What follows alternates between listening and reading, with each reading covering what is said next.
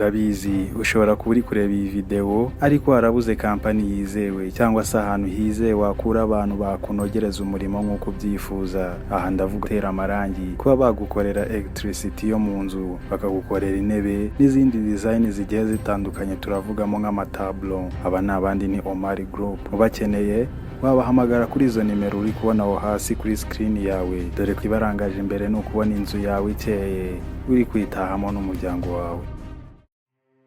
Murakaza neza ku muyoboro mugari wa Abdati. Uyu munsi tugiye kurebera hamwe abantu impamvu kubera iki bose batajya bakira. Ushobora kuba ubyuka buri munsi ukavuga ati imihangayiko mpura nayo ya buri munsi, stress, iki sinzi ngakazi, umushahara mbona ndawubona ariko n'ubundi still ngakomeza nkaba umukene. Kubera iki? Kubera ko hari ibintu utari wamara kwikuramo wewe ubwawe. Niyo mpamvu nkuzaniye iyi video kugira ngo ubashe kuba hari ibyo wahindura mu buzima bwawe, utangire urundi rugendo rw'ubuzima bwawe bwa buri munsi. Yewe ugiye kubikugezaho nitwa Abdati. Ndagira ngo wicare hamwe ubanze witekerezeho ibibazo ese kubera icyo abakire duhora tubona buri munsi batambuka mu modoka ahenze, abandi bishyura amamiliyoni buri munsi ko ava ku mabanki yabo. Kubera icyo babigezeho? Ese kubera icyo utabigeraho? Uyu munsi tugiye kurebera hamwe. Ndagira ngo wicare ufate agakaramu kawe wandike ibintu bitandatu bishobora kuba bigusubiza inyuma mu buzima bwawe bwa buri munsi. Ndagira ngo utekerezeho guys, kuko ibi bintu birakomeye cyane.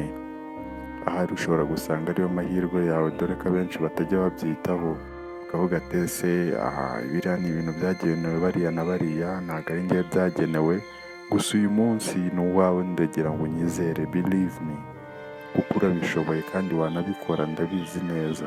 Uwo nguwo ni woweho. So haguruka rero urwane n'uru rugamba rw'ubuzima, ukore ibi bintu bitandatu gusa, ubuzima bwawe buraza guhinduka. I swear, uzanshimira nyuma. Abakire burya nubwo tubabona kuriya buri munsi, abenshi burya bizerera mu gukora cyane, kuko abakire bose uko baba bameze kose nta n'umwe ubyuka mu gitondo ngo bucye ari umukire, ahubwo nuko aba yarabikoreye cyane. Niyo mpamvu abakire benshi bizera mu gukora cyane, ugasanga afite utuzi turenze tungahe, ariko wowe umukene uracyicaye hamwe, uracyari muri ghetto yawe, uracyari nowhere else, uracyari ahantu runaka mu gahuri kawe, uracyakora akazi kamwe, ukibaza ute nzakira gute? Oya, ntabwo nakinvestinga amafaranga menshi yanjye ngo mu bindi bintu ngo biriya byagenewe bariya. Hoya guys, ndagira ngo unyizere kandi wizereremo, kuko icyo nicyo kintu cya mbere. Wumve ko ushobora kuba wabikora nubwo ugatangira kuzajya ukora cyane.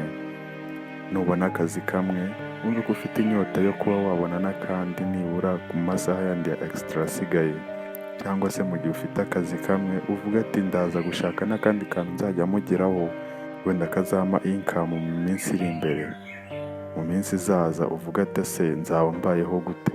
Nabyo bizajya bigufasha. Ndagira ngo unyizere neza, kuko akenshi usigaye usanga abantu babyuka mu gitondo baraho bari kuri chat, nta kintu bari gukora, nyamara bari abantu barimo bo kureba bari kwinjiza akayabo k'amafaranga.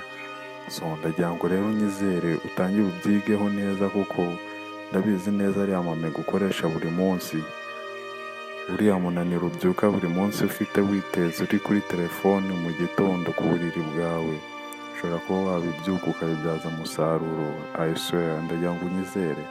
Ushobora kuba wafungura YouTube channel, ushobora kuba wafungura Instagram account, ushobora kuba wafungura Facebook account, TikTok account, dore ko byose bisigaye bihemba abantu bihari benshi bitunze cyane. Rero guys, nawe nyizera ko nawe ushobora kuba wabikora. Bariya bakire rero ubona ntabwo batunzwe n'aka kazi kamwe gusa ubona, kuko hari umukire umwe wavuze ati nyizera kandi urabishoboye, sibyo guys? Uwo mukire yaravuze ngo nudashobora wowe ubwawe kuba wakiyubakira ejo hazaza, hari undi mukire uzaza akakwishyura, ubundi ukajya kumufasha kuba wakorera ejo hazaza he, ukajya kumufasha kubaka ubuzima bwe bwahoze ari indoto ze guys.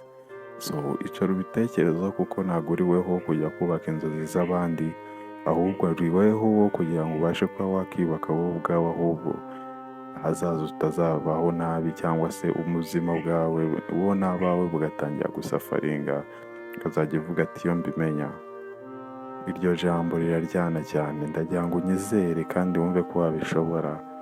Niyo mpamvu uyu munsi nabazaniye iki kiganiro kugira ngo niba basi nawe waratandukiriye wumva uri down, wumva hari ikintu wakora mu buzima bwawe, uhaguruke uvuga ati ibi bintu ndabishoboye, nshobora kuba nabikora. Niyo mpamvu ngomba guhaguruka ngatera intambwe ya mbere, ngatangira kujya ndwana nabyo. Niyo mpamvu rero ngira ngo ukomeze rwose ukurikirane iki kiganiro, niba ukeneye n'izindi nama nk'izi ngizi nziza kandi zubaka, zigukangura buri munsi kuba wagira ikintu runaka ukora mu buzima bwawe cyiza, uziyakomeza kwigiraho mu buzima bundi buri imbere, dore ko imbere ari heza cyane kuruta ngo ejo hashize. Ariko abenshi icyo batajya bamenya ni uko haba heza bitewe n'icyo uri kuhasasira uyu munsi, bitewe n'icyo uri kuvuga ati ejo nzakora iki ngiki kugira ngo ejo hanjye hazabe heza. Niyo mpamvu guys, ufite kuba maso ukabyuka ugatangira ukazajya ureba ubuzima bwawe urimo kuba wacamo, ese burakwiriye koko? Ni njye ukwiriye kuba wakora ibi bintu? Kubera iki atari njye ukora biriya? Kubera iki? Kubera iki? Kubera iki? Kubera iki? Kubera iki? Ufite impamvu zirenga igihumbi zo kuba wakibaza utase kubera iki ibintu bitagenda nk'uko mbishaka? Kubera iki mu kazi nabona promotion nk'abandi? Kubera iki mu kazi najya mbasha kuba nanjye bavuga ati uriya niwe muntu dukeneye, ahubwo ugasanga niweho birwa baciragura bavuga ati n'uriya niko yabaye, n'uriya tumureke kuko niko ubuzima bwe abutwara, si tubizi yigize ikinani. Ariko guys, ndabizi neza ko guhera ubu ngubu ushobora kuba wabihindura ukavuga ati kansetinge nanjye imbago cyangwa se imipaka y'ubuzima bwanjye ukuntu buzaba bumeze mu minsi iri imbere, kuko turabishoboye, turi abantu, niko turi twebwe muri naturere. Kandi umuntu arakosa, kandi uwakosheje burya si mubi, ahubwo mubi ni wa dusubiramo ikosa. Kugira ngo guys, keep follow, subscribe, tere comment, umbwire ikindi kintu wumva twazavugaho ubutaha, kandi ndabashimiye. I love you more.